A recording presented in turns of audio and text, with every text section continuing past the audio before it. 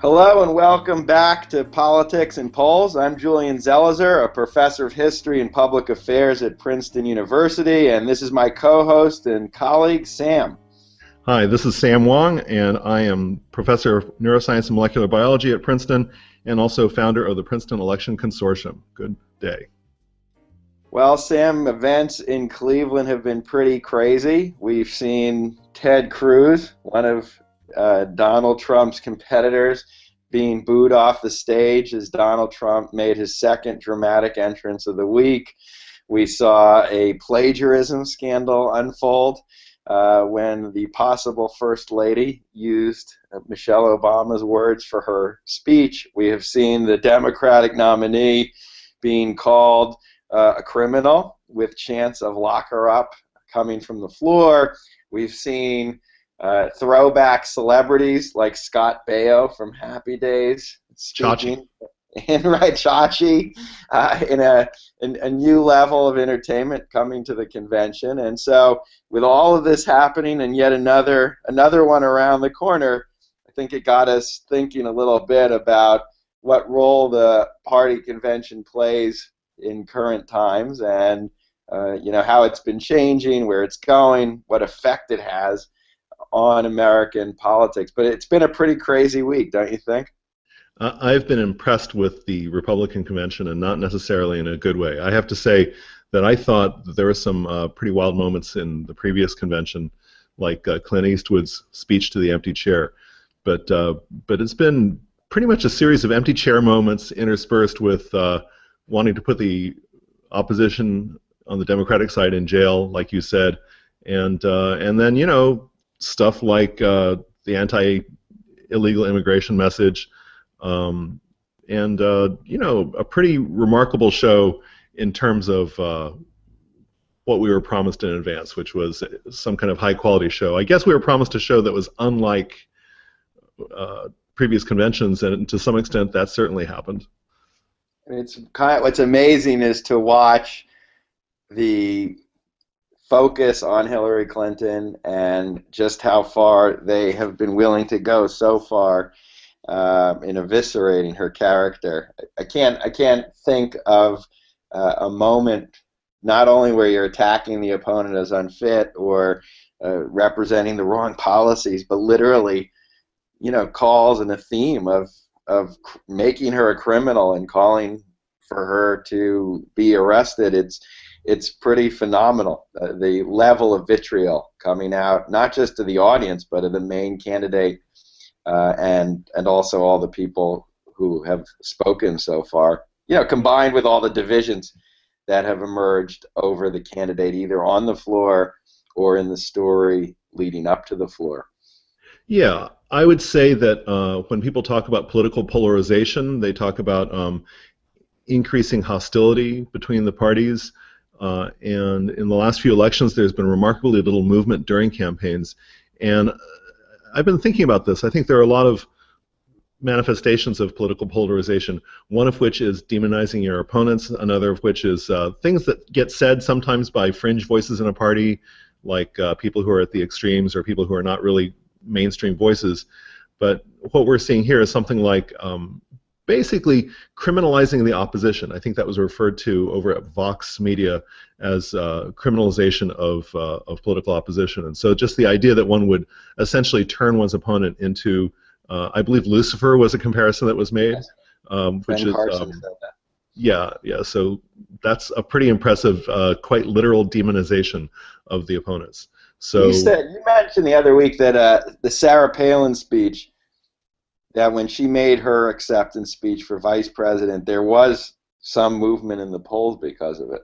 Yeah, so one thing I will say is that in the time of modern polling, now that we have a high density of polling both at the state level and at the national level, it's possible to get a pretty detailed look at what happens after some event during a campaign. And the last even transiently good event for the Republicans after a convention was 2008, when immediately after the Republican convention, if you looked at state polls, it was also true at national polls, but state polls gave a pretty good picture. Palin had seemingly Sarah Palin, because she was the most interesting event of that convention, had an effect that brought the campaign to a near tie. And so there was this brief magical moment for the Republicans when it looked like McCain had made a brilliant choice, and Palin was putting stars in the eyes of commentators, and it looked, in terms of the numbers, like the race had become a close to a tie. And that was the only time during that campaign that it happened. So that would be an example of at least a temporary effect that a convention can have on national opinion. I mean, what's interesting is the conventions before the 1970s, before 1972, really had a different function, and the function was to actually pick or complete the selection of the candidate. The primaries and the caucuses took place in the 20th century, but they didn't matter as much. The party basically controlled the delegates. And so the convention was actually a site of decision-making. And television started to change that. They're televised. I know 1948 is televised, and that's the first big one. They take place in Philadelphia, both parties that year. But after the 1970s, that function goes away. And barring very close races like in 1976, to some extent in 1980, the decision is made by the time the convention starts. So everyone says the smoke-filled rooms are gone, which is true. And then the convention basically took on a different purpose. It wasn't to pick the candidate. That was done. So it seems it's part infomercial. So it's partly you have 4 days, national television. You still have a pretty big audience even today to sell this candidate and sell this ticket. You can shape the narrative, which is a way you have a concentrated amount of time to frame the next few months. You can try to in a certain way. And then you have what you're talking about, which is literally trying to get a poll change temporarily in the long term as a result of these events. That seems to be the modern function of what we use these for, at least for now. Yeah, well, I would I think I have pretty much the same view, and I would maybe take what you just said and rephrase it a little bit purely in terms of this almost substance that you can measure. So I think of voter opinion as a thing that we can measure, and the election is the ultimate measurement. And so, you know, there are all these human factors that we talk about. There are these reasons that we watch politics. But let me rephrase what you just said purely in terms of, in sort of quantitative opinion. Let's do it that way. Conventions, like you say, are times when a big show gets put on, say of party unity, the message gets put out, and it's a big chance for a party to showcase who it is and why people should vote for them. So that can be, for instance, a move to consolidate support from the base. It can be a move to play for voters who haven't decided yet. You know, it could be a move to maybe demoralize the opposition. But think of all these things in terms of how to move opinion. And so, roughly speaking, I would rephrase it like this. Campaigns, presidential general election campaigns move towards some endpoint. There are global factors that govern what that endpoint is going to be. It's like the economy, what people think of the party that's in power right now, things like that. So there's some natural set point. And it's the job of campaigns to move events towards or away from that set point, depending on which side is advantaged by that set point. So think of it like kind of like a thermostat. And then we have these events, and the way you move opinion is you get a lot of people paying attention, and then somebody says something or does something or something happens that then gives new information to people to get them to form an opinion or to change their opinion. And so the idea is get lots of people watching and then have something happen. And so if you look at the last 3 elections, even a big so-called bounce like what happened after the Sarah Palin addition to the to the McCain ticket, even a biggish event like that is not that large, probably because of polarization. So the entire full range movement of opinion is something like 5 percentage points of opinion during the course of a campaign. That was true in 2012, that was true in 2008, that was true in 2004. So generally speaking, opinion doesn't seem that movable. Secondly, the conventions are no longer the only event that can get people's attention. So we talk about Sarah Palin because that was a relatively large effect from a convention. The other large effect that I can remember was seemingly a pair of events. during the 2004 campaign. First, the Swift Boat Veterans for Truth campaign, and then the Republican National Convention, which was in some sense, it seemed like a continuation of the Swift Boat campaign, and that caused large change. But just to back up a step, conventions aren't the only event anymore. So now we get inundated with information. Melania's speech gets amplified for a day. This morning, I was just watching Newt Gingrich talk about the U.S. maybe not honoring its commitments to NATO. There's just this saturation, even if you don't care very much about politics, there's just this saturation of news where everything gets out there. And I was going to say just that what are big events that have happened in the last few elections in terms of moving opinion. One of the a relatively big event was Obama's first debate with Romney, in which Obama didn't do very well. It was in Denver, and there was a pretty big move towards Romney at that time. Another example of a big event was the first debate between Obama and McCain, and that coincided with the collapse of Lehman Brothers. So there's multiple events that can move voter opinion, debates, financial collapses. It'll be interesting to see whether this pair of conventions is going to do very much. If I had to guess, I think the Republican convention may not do very much for the Republicans.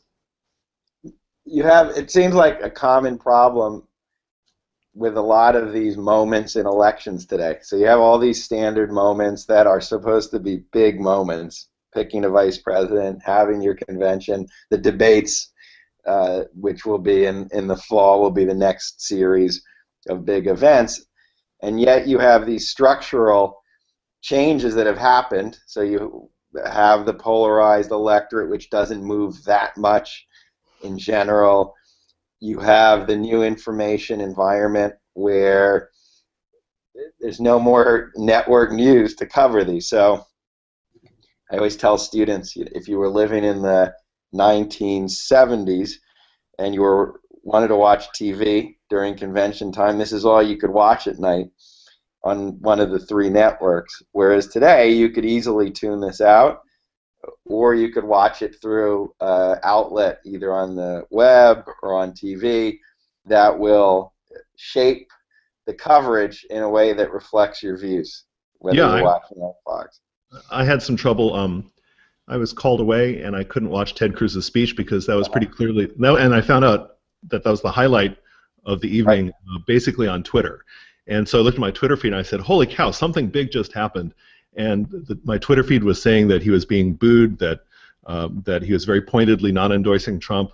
And I thought, oh, geez, I better go watch that. And so then I went back and I found it archived someplace, and then I went and watched it, and it was interesting because it was not obvious to me watching that. I guess it was a 23-minute speech. Yeah. It wasn't obvious to me until about 10, 15 minutes in that he was not going to endorse Trump.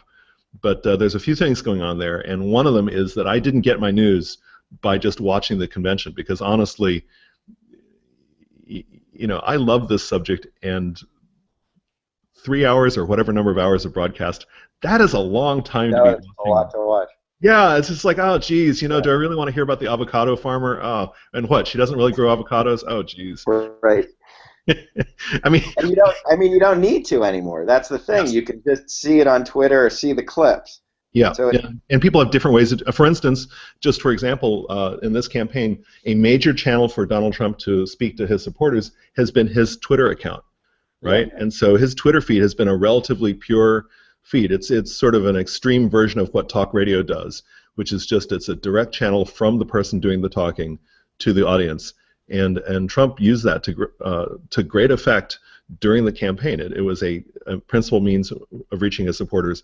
He doesn't really have that anymore. At this point now, everybody's paying attention, and it's this free-for-all where even his own convention is this pretty wide-ranging set of events featuring a lot of things, not so many elected officials, some, but all these other people who have come into the mix. And so he, even at the level of the convention, is no longer in control of the show. And there's world events, there's whatever the Democrats are going to say. Hillary Clinton is going to be announcing her vice presidential pick fairly soon. On Saturday, I think. Yeah, there's a rumor that it might even happen on Friday, but yeah, certainly that's going to be a big news event, and whenever she does it, um, who's going to remember this? Right. Trump, he tweeted as right after Cruz was speaking, wow, Ted Cruz gets booed off the stage. Didn't honor the pledge. I saw his speech 2 hours early, but let him speak anyway. No big deal. So he was giving live commentary as Yeah. it's going on. But all of this, it means that the parties at some point really do need to rethink how to do these conventions. And they're still huge events. They cost a lot of money. They consume a lot of time at a key moment in the campaign. And it's not as if they're going to abandon the convention. You obviously need to have the formal vote. But they're still doing the full hoopla to some extent. So Yeah. party operatives are not, they're smart people, usually. So I assume they're going to try to figure out how can you reimagine this in a way that it does have an effect on a public opinion or it does have an effect on the campaign. So far, Trump's convention, the Republican convention, seems to me to be pretty standard. Obviously, it's angrier, and obviously you have the kinds of statements you probably haven't seen in general at other conventions so far, just in the level of the rhetoric. But it's still pretty much your normal party convention. You have a handful of celebrities. You have had a number of Republicans speak. The idea that making this entertainment is novel to Trump is just not true. This has been part of how conventions have been run for decades now. It's a standard critique. They're scripted. Nothing unexpected happens. Bill Clinton in '92, I don't know if you remember, had his film about him, A Man from Hope, Oh yeah. which literally then became a campaign commercial. Right. And there was a lot of flack at the time that it's just turning into one more cable channel and cable show where you're promoting the goods. So far, Trump just he takes everything to extremes, but it doesn't seem like they've really reinvented the convention yet. And I'm wondering at some point if there's going to be an effort or if there's even a way to do that so that it has a bigger effect given all the factors we're discussing. So maybe we weren't watching the same convention. So I think the format of the convention is pretty much set at this point. The last, delegations sit in different places. They wave their signs. They make some cute statement about their own state. The great state of Rhode Island proudly casts its vote for, or whatever. So there are a lot of things that are the same in the format. But I think that one thing that's amazing to me is that, as you say, these things are big spectacles. They cost a ton of money to produce. The thing I don't get is, in such a circumstance, surely it is possible to put on a really good show. So you said there are celebrities. Well, okay. So Scott Baio, I don't know, how many people, say, under the age of 40 know what Scott Baio is known for? Right. And then I guess there's that underwear dude. Yes. Okay, fine. But let me back up a little bit. The thing that's remarkable to me is that if these are such big spectacles, then how come they don't have a better effect? So, for example, 4 years ago, right after the Republican convention, there was a small movement toward the Democrats. Okay, and so that was a convention that was really notably, I would say, in terms of moving opinion, not a success.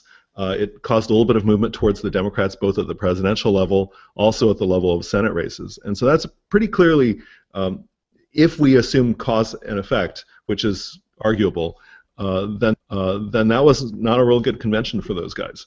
So I think that it may be that the format of the convention is the same, but there's been very little, to my eye, positive outcome out of this convention. And I will say, if there's any movement toward the Republicans after this, I'm going to be pretty surprised. If you look at the numbers beforehand, what I was saying a few weeks ago was that there seemed to be a lot of Republicans hanging back. If you look in red states, Trump is behind where Romney was 4 years ago by 9 points on average. So he had a lot of closing the deal to do, and I think Ted Cruz, among other people, just walked into that and really made it pretty hard to close the deal for Trump.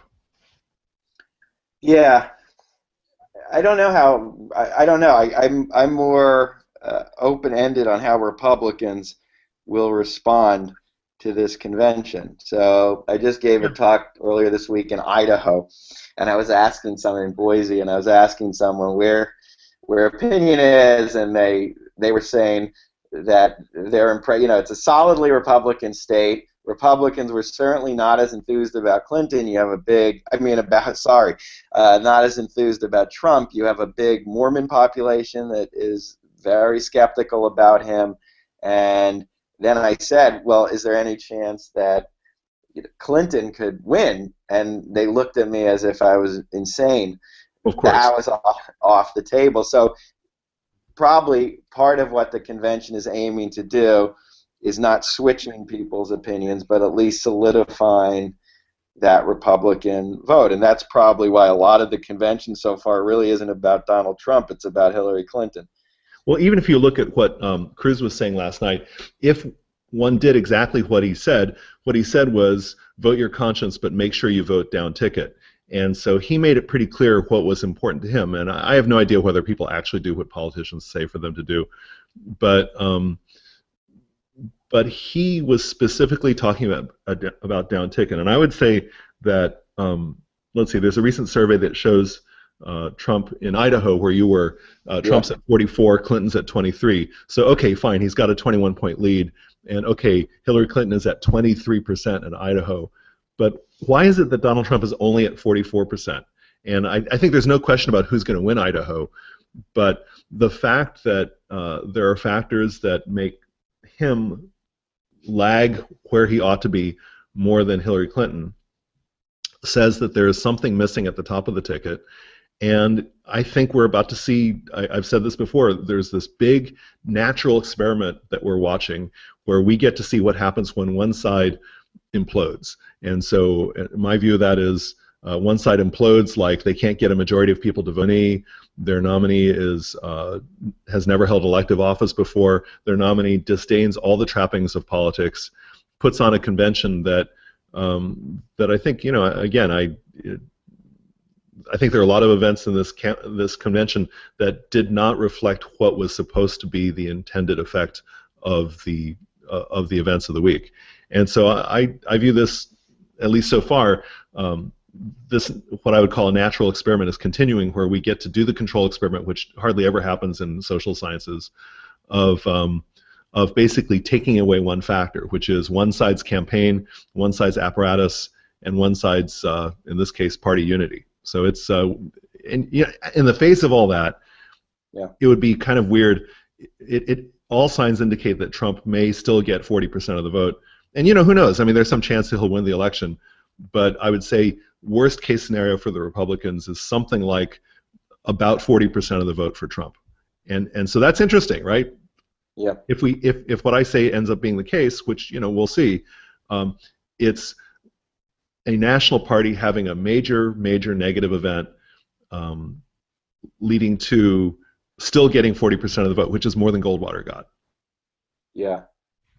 And the convention, it's getting a lot of attention. I don't think the last couple years, conventions, they even covered the first night, for example, and this was covered for several hours. I think the viewership is enormous for this convention.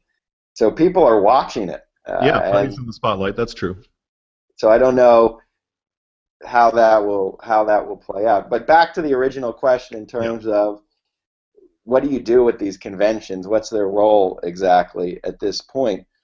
It will be interesting to see. He promised to basically change the way this is done, and it's worth thinking, I think, and we'll see what Hillary Clinton does if they're doing this in a fundamentally different way. The one thing he does understand, in my opinion, is that there is a reality show element of putting these on, and I think he's treating it that way. Yeah, I had a very cynical view that he was fine with the plagiarism story.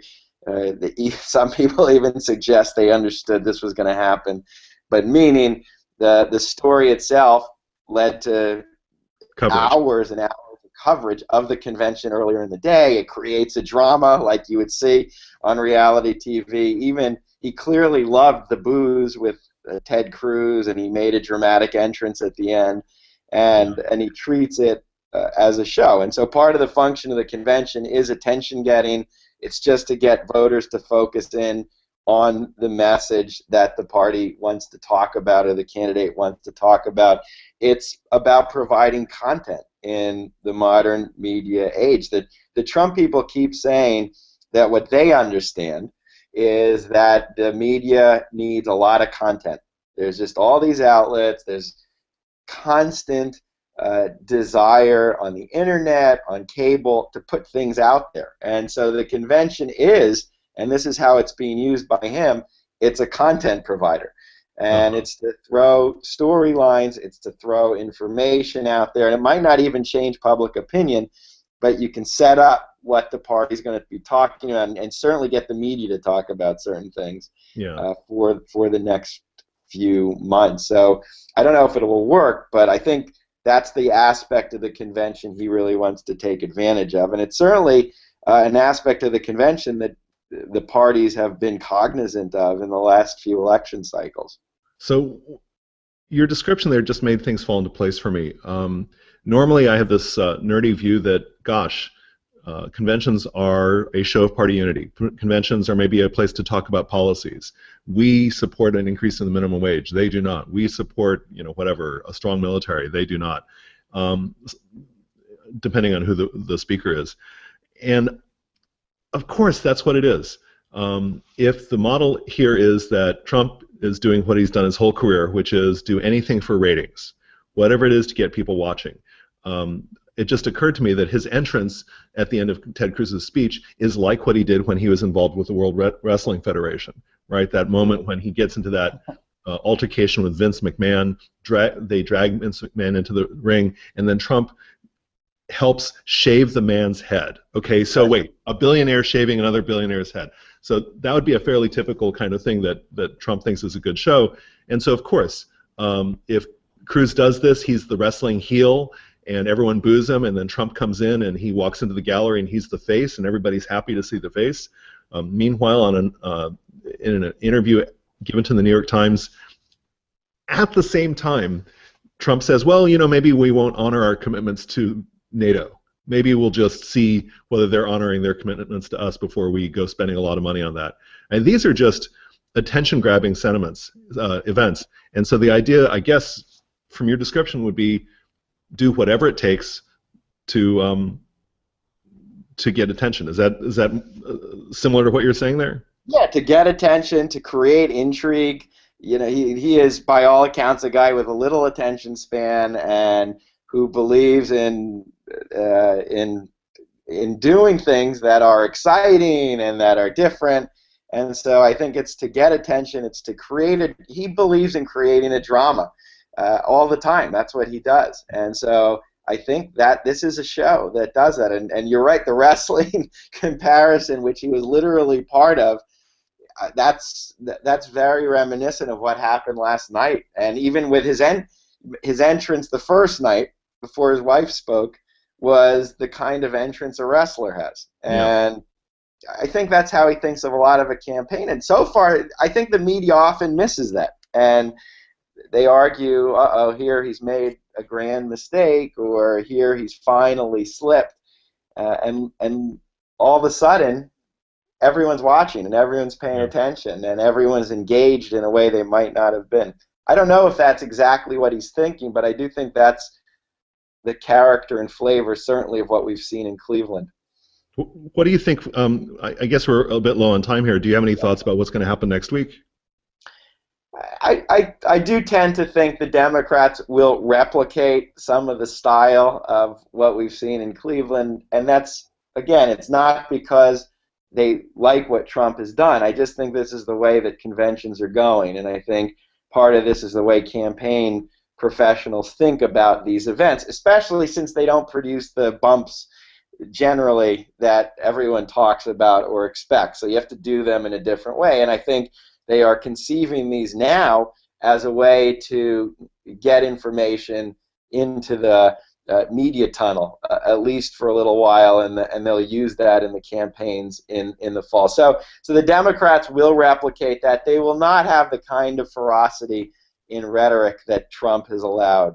I think that's unprecedented, not coming from the floor, but coming from the podium. So I do think they will tone that down. And the essence of the Clinton campaign seems to be that he's unstable. Not that he's too conservative, that he is unstable, so they don't want to mimic the craziness that some of Cleveland has produced. And obviously you won't have a Ted Cruz moment with party division, given Bernie Sanders has already aligned himself with Hillary Clinton. So it'll still be a spectacle, it'll still be very produced, there'll still be some drama. It won't be very substantive. I'm dubious. No policies? Surely some policy will be. There'll be some policies. There'll be more than this, and it won't just be that long. But it won't be that much. You know, it's about character and person and storyline. But anyway, I think we're out of time, Sam. So that wraps up our episode, and hope everyone can join us next week when we'll continue with our discussion. So thanks for joining us, and we'll be back on Politics and Polls. Take care, everyone.